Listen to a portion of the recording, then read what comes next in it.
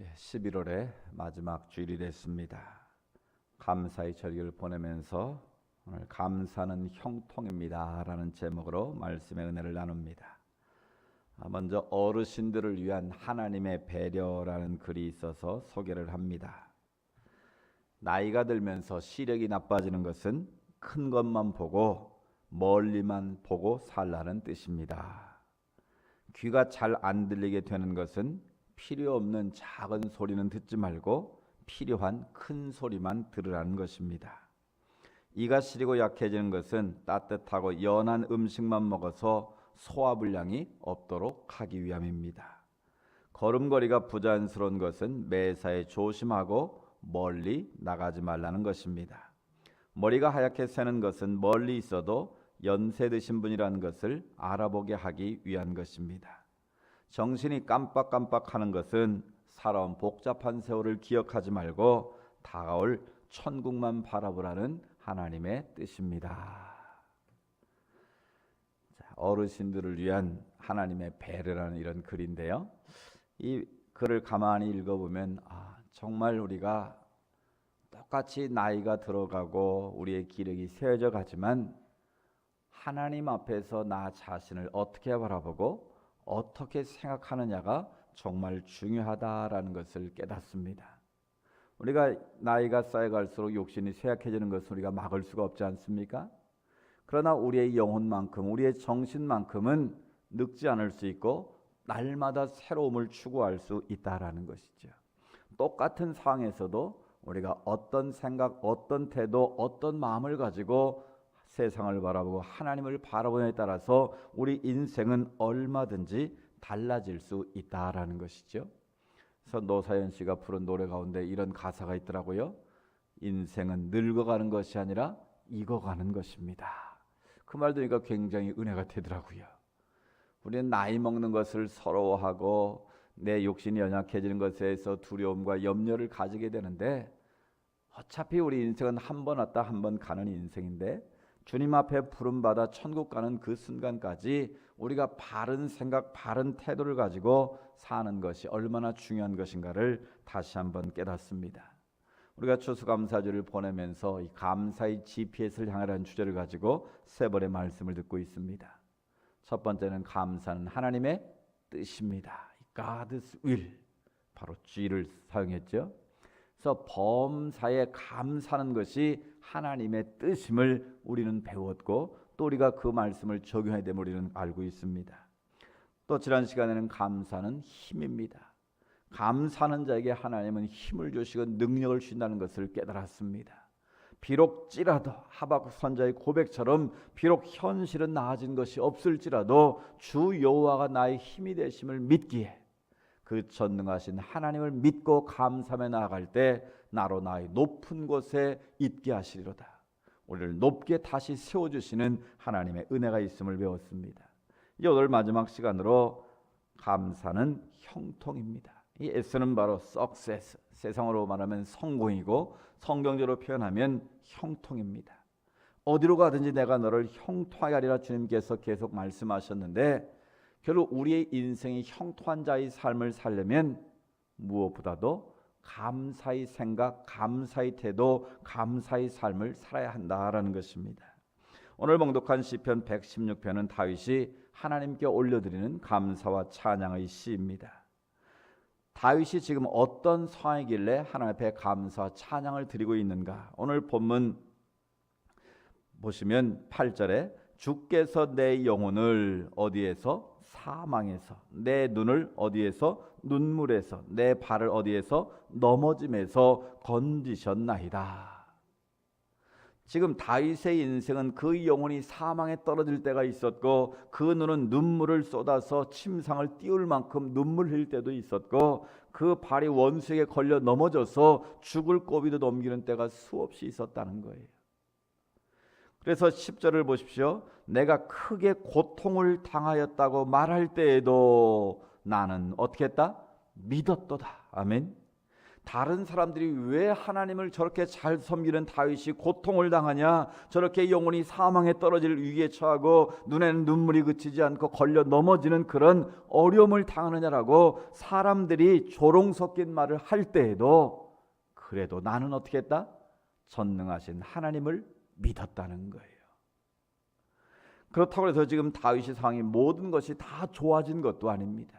우리가 금요일날 시편 말씀을 묵상하는데 공통적인 게 뭐예요? 다윗은 여전히 고난 가운데 있고 여전히 어려움 가운데 있지만 그럼에도 불구하고 하나님의 은혜를 기억하고 나를 높일 것을 믿고 그는 늘 감사와 찬양을 드렸다는 것이죠. 그걸 선취적인 감사다라고 제가 표현을 했습니다. 다윗은 무엇을 다 이미 주셨기 때문에, 뭘 해 주신다면 이런 조건이나 이유 때문에 감사한 것이 아니라, 비록 현실은 여전히 어둡고 그늘지고 절망 가운데 있어도 전능하신 하나님이 나와 함께 하실 믿는 믿음이 있었기 때문에 미리 선취적으로 감사하는 믿음이 있었다라는 거예요. 그래서 다윗은 어떤 상황에도 하나님을 신뢰했다라는 거예요. 다른 사람들이 볼 때는 저 다윗 지금 하나님 믿는 자로서 저거 그냥 고통 안 당하는 척하고 저 거짓말하는 것일 거야. 속은 엄청 하나님을 원망하고 불평하고 있을 거야. 바로 오늘 9절 말씀이 그거예요. 거짓말장이로다. 그러니까 다윗이 저건 하나님 앞에 지금 쇼하는 거야. 그렇게 비난을 받을 정도로 어려움 가운데 있었지만 다윗은 사람을 의지하지 않고 끝까지 하나님을 신뢰했다라는 거예요. 그럼 무엇이 다윗을 그렇게 만들었느냐라는 거예요. 우리들도 마찬가지 아닙니까? 여전히 우리의 삶의 자리는 힘들고 어렵습니다. 이 문제 하나 넘어가면 이제 됐다 싶은데 조금 있으면 또 엉뚱한 문제가 또 밀려오고, 또 그거 해결하면 또 엉뚱한 또 다른 문제가 밀려오고, 결국 우리 인생은 고통의 연속입니다. 그래서 불교에서 표현하면 인생은 고통의 바다다 그렇게 표현했는데, 그 말이 맞기도 하고 틀린 말이기도 하지만 중요한 것은 인생이 고해라 할지라도 그 고해를 어떻게 우리가 극복해내느냐, 거기에 인생의 맛이 있고 묘미가 있는 것 아니겠습니까? 대부분의 사람들은 그 고해의 바다에서 허우적거리다가 낙심하고 멸망길로 떨어지지만, 적어도 예수를 그리스도 믿는 우리들은 고해의 바다를 즐길 줄 아는 인생이 되어야 한다라는 거예요. 그 위기의 순간순간마다 하나님을 바라보고 하나님께서 이 위기를 넘기시면 어떤 은혜를 주실까, 어떤 더 큰 복을 주실까, 그것을 바라보는 믿음의 눈이 열려 있어야 한다라는 거예요. 그러면 우리 인생은 위기가 닥쳐올 때마다 하나님이 이걸 통해서 어떤 것을 우리에게 허락하실까, 어떤 더 크고 놀라운 은혜를 베푸실까, 이 기회를 어떻게 내 믿음을 더 연단하셔서 정금 같은 하나님의 사람을 만들어 가실까, 이것을 기대하는 삶이 그리스도인의 삶이다라는 거예요. 그래서 우리가 고통이 없기를 바라는 인생이 아니라 어떤 고통이 밀려와도 그것을 말씀으로 믿음으로 이겨낼 수 있는 힘과 능력을 달라고 기도하는 것이 지혜인 줄로 믿습니다. 다윗이 어떻게 해서 그런 인생의 위기를 돌파할 수 있었느냐라는 거죠. 12절에 바로 그 비결이 있습니다. 우리 같이 한번 읽어볼까요? 시작. 내게 주신 모든 은혜를 내가 여호와께 무엇으로 보답할까? 아멘. 바로 다윗이 일어서고 다시 하나님을 찬양하고 하나님께 나아갈 수 있는 힘은 바로 이 12절에 있습니다. 내게 주신 모든 은혜를. 그러니까 다윗은 먼저 뭘 기억했다는 거예요? 자기같이 목동이었고 미천한 아들, 아버지조차도 8명의 아들 가운데 관심 두지 않았던 그 아들을 하나님께서 택하시고 기름 부으셔서 왕을 세우셨다는 거예요. 왕을 세우신 것도 감사한데 사무엘하 7장 12절 14절까지 보면 다윗과 언약을 맺지 않습니까? 내가 너를 영원히 떠나지 않겠다. 내가 너와 이 맺은 언약을 영원히 기억하겠다. 그래서 내 왕조가 결코 끊이지 않고 계속되게 할 것이다. 그래서 다윗의 왕조가 계속 이어질 것을 하나님의 언약으로 약속하셨습니다. 그래서 실제로 그 다윗의 언약대로 다윗의 혈통으로 메시아이신 예수님이 오신 것 아니겠습니까? 그러니까 다윗은 항상 자기 자신의 모습을 바라보고 비록 지금 처한 현실이 힘들고 어렵지만 하나님의 언약을 기억하면서 내게 주신 모든 은혜를 항상 기억했다는 거예요. 그 모든 은혜 속에는 뭐가 있겠습니까? 자기가 왕된 그런 좋은 것도 있지만 원수에 둘러싸인 때도 있었고 무고하게 조롱을 당한 때도 있었고 억울함을 당할 때도 있었고 정말 낙심할 수 없는 모든 그런 상황 속에서도 하나님의 은혜를 다윗은 잊지 않았다는 거예요. 하나님의 은혜를 기억했다라는 거예요. 근데 다윗의 위대함은 그 여러 상황 속에서 은혜를 기억했다는 것도 귀하지만 더 귀한 것은 그 다음에 있는 거예요.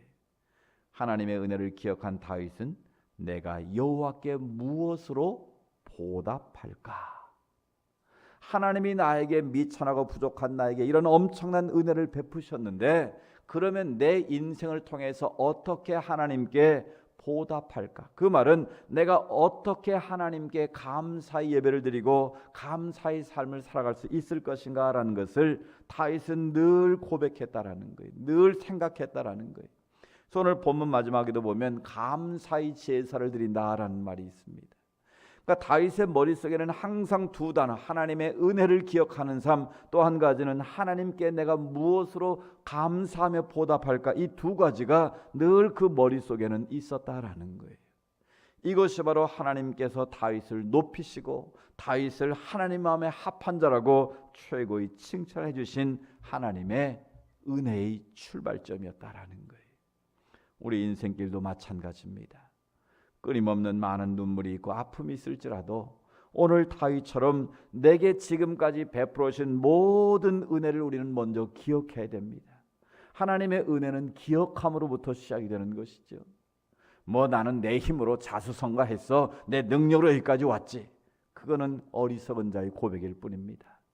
모든 것이 하나님의 은혜요 하나님의 도우심인 줄로 알고 잊어버린 것이나 지금 남아있는 그것을 가지고 하나님 앞에 감사함으로 내가 어떻게 보답하며 살아갈까, 그 마음을 가지고 살 때 하나님은 더 큰 은혜를 주시고 그 모든 것을 감사함으로 아뢰을 때에 오늘 빌립보서 교동문 고백한 것처럼 아무것도 염려하지 오직 모든 일에 기도한 거로 너희 구하기를 어떻게 하래라?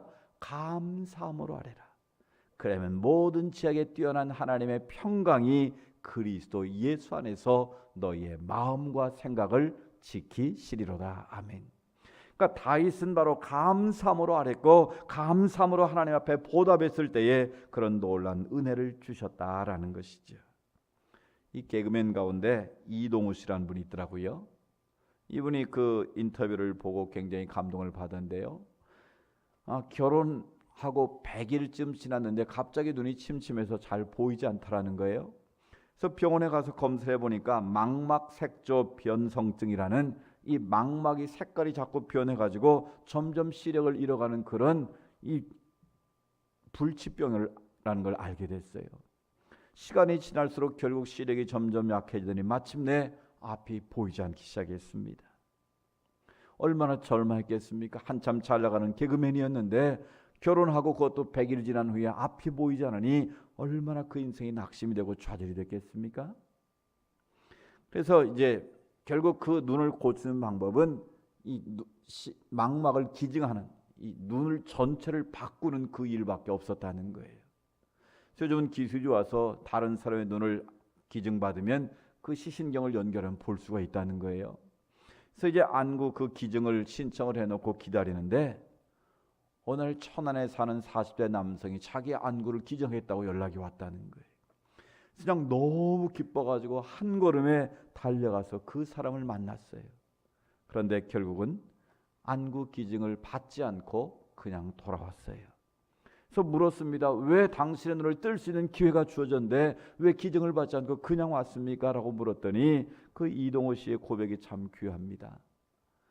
안구를 기증하였다는 그 사람을 가서 만나보니 그 사람은 근육 무력증 환자였다는 거예요. 그 사람은 몸의 모든 기능이 마비돼서 손 하나 발 하나 꼼짝할 수 없고 자기가 움직일 수 없는 그런 아무것도 할 수 없는 그런 무기력한 상태였다라는 거예요. 그 몸의 기능 가운데 유일하게 살아있는 게 바로 보는 시력이더라는 거예요. 유일하게 볼 수 있는 그 시력 하나가 남아있는데 그분은 어차피 나는 걸을 수도 없고 뭐 다닐 수도 없으니까 내 유일하게 남아있는 그 안구만이라도 누군가 필요한 사람에게 기증을 하고 나는 인생을 정리하겠다라고 생각했다는 거예요. 그래서 내 눈을 당신을 위해서 주고 싶다라고 고백하더라는 거예요. 그 순간 자기 머리를 망치로 맞는 것처럼 띵한 전율이 왔다는 거예요.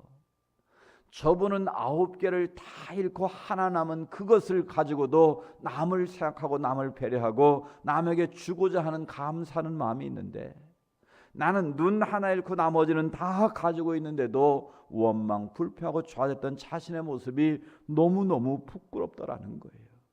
그래서 자기가 그분에게 그렇게 고백했다는 거예요. 나는 하나를 잃고 나머지 9을 가지고 살면서도 원망과 불평이 가득했습니다. 그런데 당신은 9을 잃고 오직 하나 남아있는 그것마저도 내게 주려 하다니요. 저는 그 어떤 것을 받은 것보다도 가장 귀한 것을 받았습니다. 저는 당신을 통해서 내 인생의 새로운 영적인 눈이 열리는 그런 귀한 복을 받았습니다. 너무너무 기쁜 마음을 가지고 자기가 돌아왔다라는 거예요. 그렇습니다. 9을 가지고 있으면서도 하나를 잃어버렸다고 원망, 불평하는 사람들이 주변에는 많이 있습니다.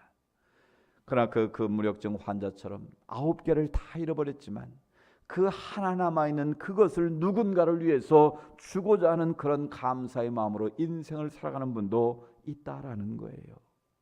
우리가 지난주 배운 것처럼 무엇을 많이 얻었고 가졌기 때문이 아니라, 비록 우리 인생은 여전히 힘들고 어려운 삶의 자리에 있을지라도 그 남겨진 그 하나로 인하여 감사할 수 있다면 그 인생은 복된 삶이 될 수 있다라는 거예요. 그 인생은 형통의 삶으로 바뀌어질 수 있다라는 거예요. 그 어느 병원에 보니까 이런 액자의 글이 있었습니다. 너무 귀한 글이기 때문에 한번 소개를 하겠습니다. 때론 병들게 하심을 감사합니다. 인간의 약함을 깨닫게 해주시기 때문입니다. 가끔 고독의 수렁에 내던져 주심도 감사합니다. 주님과 가까워지는 기회가 되기 때문입니다. 일이 계획대로 안 되게 틀어주심도 감사합니다. 저희 교만을 반성할 수 있기 때문입니다.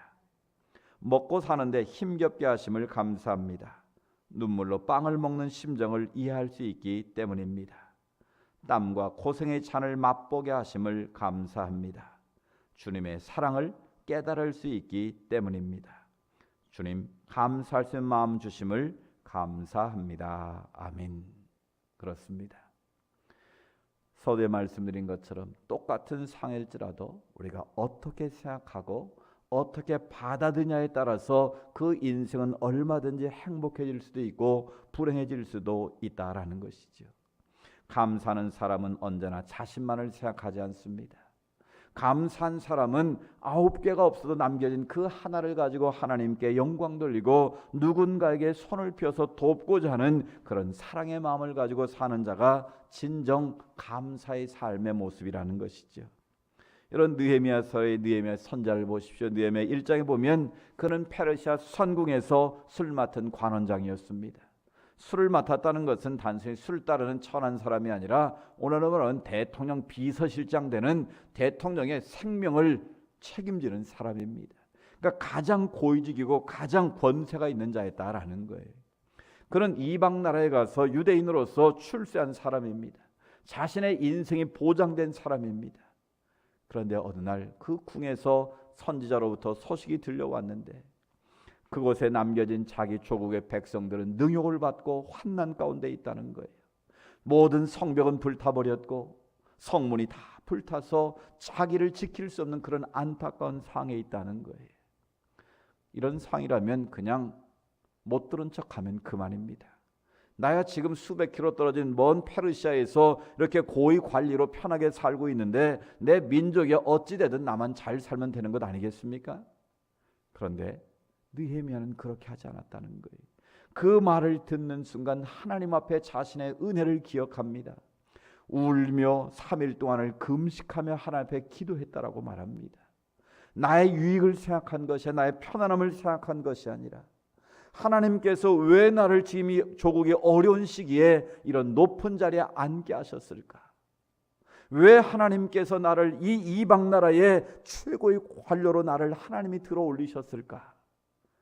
바로 조국을 섬기라는 하나님의 사명으로 하나님의 뜻으로 받아들였다라는 거예요.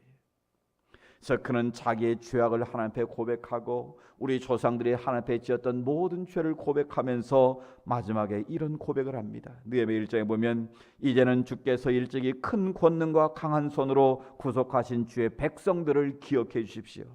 그리고 나의 기도를 들으시고 오늘 종이 형통하여 이 사람들 앞에서 은혜를 입게 하옵소서. 아멘. 오늘 다윗처럼 느헤미야는 오늘 종이 형통하게 하여 이 사람들 은혜를 입게 해달라고 말합니다. 이 은혜를 입는다는 건 누굴 말하겠습니까?